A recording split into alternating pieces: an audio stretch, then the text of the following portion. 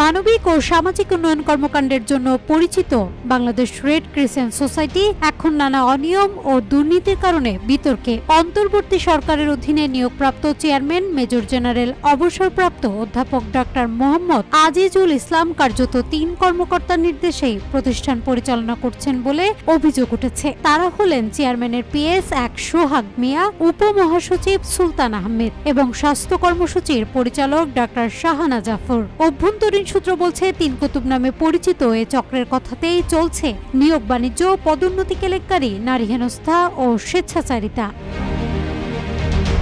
জুলাই অভ্যুত্থানের পর নতুন বোর্ড গঠিত হলেও সংস্কারের পরিবর্তে পুরনো দলীয়করণের ধারা বহাল রাখা হয়েছে।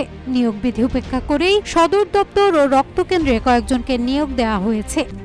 RICL TMX, যুগের পর যুগ স্থাপনা থাকে মজবুত। তথ্য প্রযুক্তি সহকারী SK সালাউদ্দিনকে নিয়ম বহির্ভূতভাবে পদোন্নতি দিয়ে দ্বিগুণ বেতন নির্ধারণ করা হয়। এমনকি অবসরে যাওয়া 2 পরিচালককেও ফেরানো হয়েছে। পাশাপাশি অন্তত 5 জন উপপরিচালককে পরিচালক এবং 28 জন কর্মচারীকে কর্মকর্তা পদে পদোন্নতি দেয়া হয়েছে, যাদের অধিকাংশ আওয়ামী লীগপন্থী বা বঙ্গবন্ধু পরিষদের সদস্য।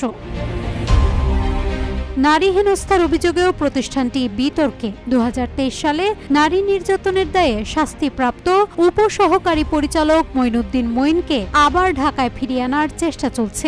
একইভাবে নারী সহকর্মীর অভিযোগে অভিযুক্ত এক উপপরিচালককে রক্ষার উদ্যোগও নিয়েছে। অভিযোগকারীদের উল্টো হুমকি দিয়ে বদলি করে দেওয়ার ঘটনাও ঘটছে। এদিকে চেয়ারম্যানের পিএস ১ সোহাগ মিয়ার নিয়োগে বেতন কেলেঙ্কারির ঘটনা সামনে এসেছে। প্রথমে জনসংযোগ কর্মকর্তা হিসেবে নিয়োগের প্রস্তাবনা দেয়া হলেও পরে ফাইল পরিবর্তন করে তাকে পিএস ১ পদে বসানো হয়। বেতন কয়েকদিনের ব্যবধানে ৩০,০০০ থেকে বাড়িয়ে ৬৭,০০০ টাকা নির্ধারণ করা হয় কোনো আইনি ভিত্তি ছাড়াই।